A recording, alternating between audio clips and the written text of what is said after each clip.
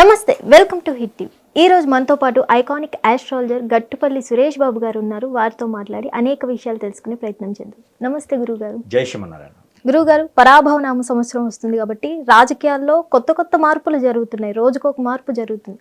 So ఈ రాజకీయాల్లో అందరి మ్యాటర్ పక్కన పెడితే మనకి ఎక్కువగా ఈ మధ్యన నిరాహార దీక్షలు అనేక దీక్షలు చేపడుతున్న కవిత గారి గురించి మనం తెలుసుకోవాలంటే ఫస్ట్ అసలు కవిత గారి రాజకీయ భవిష్యత్తు ఎలా ఉండిపోతుంది అంటారు? ముందుగా మన రాష్ట్ర ప్రేక్షకులకి, మన ఛానల్ ప్రేక్షకులందరికీ కూడా నూతన సంవత్సర శుభాకాంక్షలు, పరావణ సంవత్సర శుభాకాంక్షలు. అందరూ కూడా బాగుండాలి, అందులో మీరు కూడా ఉండాలి. ఓకే. అయితే రాజకీయ ఇప్పుడు మన భారతదేశంలోనే అతి ముఖ్యమైనటువంటి ఘట్టం, అందులోనూ తెలంగాణ రాష్ట్రం. ఈ తెలంగాణ రాష్ట్రంలో ఇరు పార్టీల్లో చూసుకున్నట్టయితే కనుక మంచి మంచి పెద్ద పెద్ద నాయకులు, అంటే వయసులో కాదు పదవుల్లో పెద్దగా చేసినటువంటి నాయకులు. ఈ నాయకులు సైతం కూడా కొంతమందికి పేరు ప్రఖ్యాత పొంచి ఉంటుంది, పదవిలో ఉన్నా లేకున్నా కూడా. దాంట్లో ఒక మాటగా ఉండేటువంటి వ్యక్తిగా ఉన్నారు అంటే కనుక ఆవిడ కల్వకుట్ల కవిత గారు. కవిత, ఈ కవిత గారి జాతకం మనం పరిశీలన చేసినట్టయితే కనుక ఆవిడ మీద వచ్చినటువంటి ఆరోపణలు కావచ్చు, కేసులు కావచ్చు, ఎన్నో రకాలైనటువంటి ఇబ్బందులు పెట్టినటువంటి ఇది మనకు కనిపిస్తూ ఉన్నది. కొన్ని వాటిలో చురుగ్గా పాల్గొనడం కానివ్వండి, పాదయాత్ర కావచ్చు, అంటే పెద్దగా పబ్లిసిటీ లేకపోయినప్పటికీ పాదయాత్ర చేస్తున్నారు ఆవిడ. కొన్ని డిస్ట్రిక్ట్స్ సైతం పాదయాత్ర చేస్తున్నారు, కొన్ని కిలోమీటర్లు సైతం ఆవిడ చేస్తున్నారు. ఆవిడతో పాటు నమ్ముకున్నటువంటి క్యాడర్ కూడా ఆవిడతో పాటు పనిచేస్తున్నారు. ఒక ఆశ ఏంటి అంటే కనుక తెలంగాణకి మళ్ళీ పూర్వ వైభవం రాకపోతుందా, ఒక కోరిక తెలంగాణలో మరొక మారు కొత్త సీఎం కాకపోతారా. ప్రజల వద్ద అయితే కనుక ప్రజల్లో ఉండేటువంటి మనుషులకి ఎక్కువ శాతం ఓటింగ్ శాతం కావచ్చు, ఎక్కువ శాతం ఆదరణ లభించేటువంటిది అయితే కనపడుతూ ఉంది. వీరుగా అంటే ఇంతకుముందు ఉన్నటువంటి పార్టీ నాయకులు కూడా ప్రజల నుంచి వచ్చిన వారే. డబ్బు పెట్టి వచ్చిన నాయకులు చాలా తక్కువ మంది ఉన్నారు. పదవుల కోసం వేరే పార్టీల కోసం చేసే నాయకులు చాలా తక్కువ మంది ఉన్నారు. ప్రజల నుంచి వచ్చిన నాయకులు చాలా ఎక్కువ మంది కనిపిస్తున్నారు. ఇప్పుడు వాళ్ళ నాన్నగారిని కనుక మనం చూసుకుంటే కేసీఆర్ గారు కూడా ప్రజల మనిషిగా ప్రజల నుంచి వచ్చినటువంటి నాయకత్వంతోనే ఉన్నారు. పాలన కూడా ఆయన వరకైతే న్యాయంగా చేస్తున్నారు. అదే వారసత్వం పొంచి ఉన్నటువంటి కవిత గారు. ఈ కవిత గారికి కొన్ని ఎలిగేషన్స్ రావడం కావచ్చు, కేసెస్ పెట్టడం కావచ్చు, ఆ కేసుల చుట్టూ తిరగడం కావచ్చు, ఇవన్నీ కూడా వాస్తవానికి దగ్గరున్నాయా దూరంగా ఉన్నాయని తప్పితే ఇక్కడ ప్రజలకి కావాల్సింది ఏంటంటే మనిషికి ఉన్నటువంటి వ్యక్తిత్వం. ప్రతి మనిషిలోనూ చెడు మంచి ఉంటుంది. అది వారి వ్యక్తిత్వం. అది వారి వ్యక్తిపరమైనటువంటిది. అంటే వారి యొక్క పర్సనల్ యొక్క సంబంధించినటువంటి పక్కన పెడితే కనుక, వ్యక్తిగతంగా పక్కన పెడితే ప్రజలకు సంబంధించినటువంటి దాంట్లో మనం ఏం చేస్తున్నాము, ప్రజలకు మంచి చేస్తున్నామా లేదనేది ఒకటి ఉంటుంది. ఏ రోజు కూడా అండి ఒకటి గుర్తుపెట్టుకోవాలి మనం. ఒకరు మన దగ్గర పని చేస్తున్నారు అంటే ఏం ఆశిస్తారండి? డబ్బులు ఆశిస్తారు. లేదా ఎందుకు పని చేస్తారు? ఎవరైనా పొద్దునుంచి సాయంత్రం వరకు కష్టపడుతున్నారంటే దేనికోసం? డబ్బు కోసమే. గల్లీ లీడర్ సైతం కూడా ఏదైనా పని కావాలి అంటే లక్షల కోట్ల రూపాయలు తీసుకుంటేనే పని చేయట్లేదు. బాగా ఆలోచించండి. అలానే ఒక మంచి పదవి ఉండి ఇలాంటి చెంచగాళ్ళందరూ కింద ఉండి వారి యొక్క పట్టుదలతోనో, వారి యొక్క మూర్ఖత్వంతోనో, వారి యొక్క ప్రెజర్తోనో ప్రజలకి న్యాయం జరగాలి అనే ఒక సిద్ధాంతం ప్రకారంగా ఒక పదవిలో ఉన్నటువంటి నాయకులు ఒక మంచి చేయటం అనేది ఎంత ముఖ్యమైనటువంటి ఘట్టమో అంతే ఇబ్బందికరమైనటువంటి విషయం. అలాంటి ఇబ్బందికరమైనటువంటి విషయాల్లో కూడాను న్యాయం జరగాలి అంటే ఎక్కడో దగ్గర లంచాలు అయితే ఖచ్చితంగా తీసుకోవాల్సిందే. కానీ లంచాలు తీసుకున్నా కూడా ప్రజలకి అన్యాయం జరుగుతుంది. సరిగా ప్రజలకి న్యాయం జరగట్లేదు. ఏ జీవో కూడా సరిగా ప్రజల్లోకి వెళ్ళట్లేదు. అలాంటి నాయకుల కన్నా కొంత తిన్నా కూడా ఎంతో కొంత చేసేటువంటి నాయకత్వం ఖచ్చితంగా కావాలి మన ప్రజలకైతే. ఎన్నో రకాల జీవోలు ఉన్నాయండి ఈ రోజున. ప్రజలకి సగమేర కూడా జీవోలు తెలియదు. అలాంటివి కష్టపడే తత్వంతో, వ్యక్తిత్వం, ప్రజలు బాగుండాలని ఒక సంకల్పం తీసుకొని ప్రజలకి మంచి జరగాలని ఒక సంకల్పంతో ముందుకు రావడం అనేది ఒక విషయం. అందులోనూ ఒక స్త్రీ అడుగు పెట్టేసి ముందుకు రావాలనే ఒక సంకల్పమే చాలా గొప్ప విషయం. అలాంటి గొప్ప విషయానికి కేసులు ఉన్నాయి కదా, కేసులు పెట్టేస్తున్నారు. 3 పార్టీలు, 3 మనిషి చీలికలు ఉన్నాయి. అంటే వాళ్ళ వ్యక్తిగతమైనటువంటి విషయాల గురించి మనము వ్యక్తిపరచాల్సిన అవసరం ఏముంది? ఇప్పుడు మీకు ఒక 10 రూపాయలు అవసరం ఉంటే నేను మీకు ఒక 10 రూపాయలు ఇవ్వగలిగితే 10 రూపాయలు మీకు నేను ఇస్తూ ఉంటే లేదు మీరు ఎక్కడో దొంగతనం చేశారంటారా, లేదు మీరు ఎక్కడో కొట్టుకొచ్చారంటారా, 10 రూపాయలు తీసుకుంటారా? నేను నీకు 10 రూపాయలు ఇస్తే దానివల్ల మీరు బ్రతకగలుగుతారు అన్నప్పుడు 10 రూపాయల గురించి ఆలోచించాలి, వ్యక్తి గురించి ఆలోచించాలి. ఆ వ్యక్తి ఎక్కడి నుంచి తీసుకొచ్చాడు, ఆ వ్యక్తికి ఎక్కడొచ్చినాయి, ఆ వ్యక్తి నాకు ఇవ్వకపోతే ఏమవుతుందని చెప్పి మళ్ళీ తిరిగి ఇవ్వరు కదా. అంటే ప్రజలకి మంచి కావాలి, వ్యక్తులకు మాత్రం ఏం జరగకూడదు. అది ప్రజల్లో ఉన్నటువంటి ఆరాధన కాదండి. ఎదురు పార్టీలు వాళ్ళు చేసేటువంటి పోకార్లు అవన్నీ. ప్రతి వ్యక్తి మీద రూమర్స్ ఉంటాయి. ప్రతి వ్యక్తి మీద చెడు ఉంటుంది, మంచి ఉంటుంది. మనం ఆలోచించేటువంటి రీతిలో ఉంటుంది. మనం వాడేటువంటి 24 గంటలు మనకు తోడుగా ఉండే మొబైల్. ఈ మొబైల్‌లో కూడా మనం వాడేదాన్ని బట్టి చెడు ఉంటుంది, మంచి ఉంటుంది. మనం పక్కన పెట్టుకు తిరగట్లేదా? అదేవిధంగా ఎవరైతే కవిత గారు ఉన్నారో వారి మీద వచ్చినటువంటి వెలిగేషన్స్ కావచ్చు, కేసులు కావచ్చు, ఆవిడ మీద ఉన్నటువంటి చెడు తత్వం కావచ్చు, ఇవన్నీ కూడా నామకే వాస్తవం.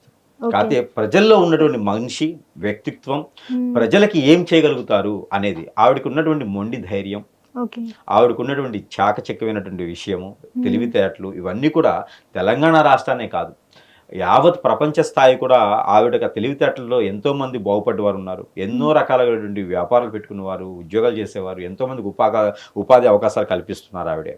గురుగారు, ఇక్కడ చిన్న సందేహం, అసలు కేసీఆర్ గారికి ఈమెకి రిలేషన్ ఎలా ఉండబోతుంది అంటారు? వారి రిలేషన్ చెడిపోయిందని ఎవరు చెప్పారు? మాధ్యాల్లో కొన్ని మాట్లాడుతున్నాయి, అలానే కొన్ని రకాల పార్టీ వాళ్ళు చెప్పుకుంటున్నారు. వారి ఇద్దరి మధ్యన అన్యోన్యత ఎందుకు తగ్గుతుంది? వారి కూతురు కాకపోతారా, అతని తండ్రి కాకపోతారా? వారి ఇంట్లో ఉన్నటువంటి విషయాలు రోడ్డు మీదకి వేశారు, అంతకుమించి ఏమి లేదు. పప్పులో కారం ఎక్కువైంది, కన్నీళ్ళు వస్తాయి. పప్పులో నెయ్యి ఎక్కువైతే మనసు బాగుంటుంది, అంతమించి ఏం లేదు. అంటే కేసీఆర్ గారు మళ్ళీ పార్టీలోకి ఆహ్వానిస్తే కవిత గారు వెళ్ళే అవకాశం ఉందంటారా? వెళ్ళినా వెళ్ళకపోయినా కూడా ఆవిడ తండ్రే, ఈవిడ కూతురే, పార్టీలతో సంబంధం లేదు. రిలేషన్ అయితే ఎక్కడికి పోయేది లేదు. బంధాలు, బాంధవ్యాలు, అనురాగాలు, ఆప్యాయతలు ఎప్పటికీ ఉంటాయి. వారే కదండి, ఎవరింట్లో అయినా గొడవలు అయితే మాత్రాన బంధాలు వదిలేసుకుని వెళ్ళిపోతారా అండి? అట్లేం ఉండదు. కాకపోతే రాజకీయ పరంగా, వ్యక్తిపరంగా, వ్యాపార పరాలుగా అయితే ఒకటి కాకపోయి ఉండొచ్చు, కానీ లోపలైతే మాత్రం అందరూ ఒకటిగానే ఉన్నారు ఇప్పటి వరకు కూడా. అలాంటి సదుద్దేశాలు అయితే వాళ్ళకైతే ఏం విడిపోవాలని అయితే ఏం లేవు. అందులోనూ తెలంగాణ రాష్ట్రంలో ఉన్నటువంటి సాంప్రదాయాలు కొన్ని ఉంటాయి.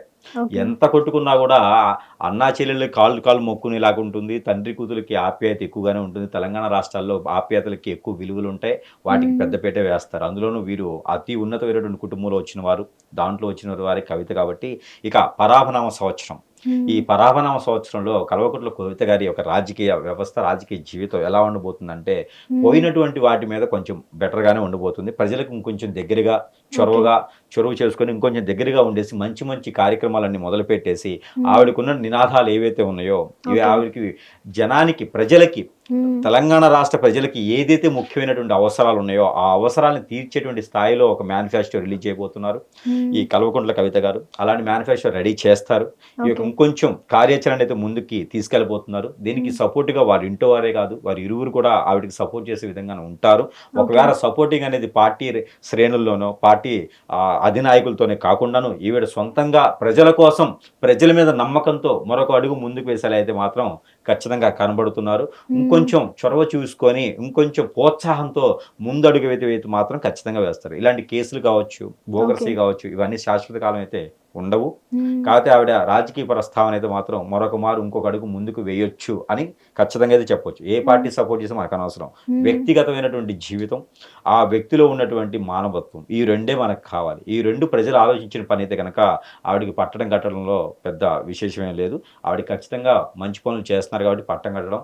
ఆవిడని కూడా తెలంగాణ రాష్ట్రంలో ఒక స్త్రీ కూడా వేలుతుంది, ఒక స్త్రీ ఒక స్త్రీ కూడా మరీ పరిపాలించవచ్చు, అలాంటి అవకాశాలు మెండుగానే కనపడుతున్నాయి. కాబట్టి అంటే ఆమె సీఎం అవుతారంటారా? తెలంగాణ సీఎం కాకపోవచ్చు, సీఎం అవుతారా అని లేదు. సీఎం అయిన వాళ్ళందరూ బాగు చేసిన వాళ్ళు ఉన్నారండి ఎవరైనా? రాష్ట్రానికి సీఎం అయిన వాళ్ళు, ప్రజలకు మంచి చేసిన వాళ్ళు ఉన్నారు ఎవరైనా?